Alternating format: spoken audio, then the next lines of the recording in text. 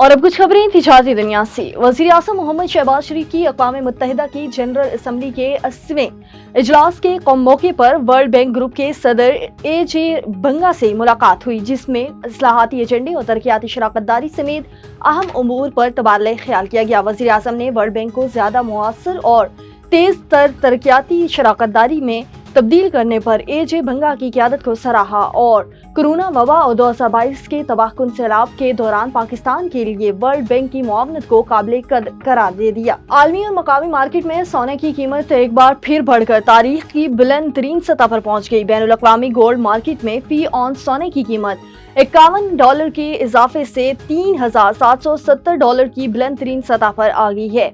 आल सराफा association के मुताबिक मुल्क में 24 कैरेट फी तोला सोने के दाम ₹5100 बढ़कर $3,98,800 हो गए हैं, जबकि 10 ग्राम सोने की कीमत ₹4,372 बढ़कर ₹3,41,901 की बुलंद तरीन सतह पर पहुंच गया है। आलमी बैंक ने कहा है कि पाकिस्तान में कौमी गुर्बत की शरह जो 2001 से 2 में 64.3% से मुसलसल कम होकर 18.3% पर आ गई थी, 2020 से दोबारा बढ़ना शुरू हो गई है। आलमी बैंक की जानिब से पाकिस्तान में गुर्बत के मुतालिक रिपोर्ट जारी कर दी गई है, जिसके मुताबिक पाकिस्तान में गुर्बत की मौजूदा शरह 25.3% है और गुज़श्ता 3 साल में गुर्बत की शरह में 7% इजाफा हो सकता है।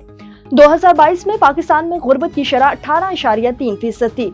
रिपोर्ट के मुताबिक 2023 और 24 में गुर्बत की शरह बढ़कर 24.8% हो गई है। 2024 और 25 में गुर्बत की शरह 25.3% हो गई। 2001 से 2015 तक पाकिस्तान में गुर्बत की शरह में सालाना 3% कमी हुई है।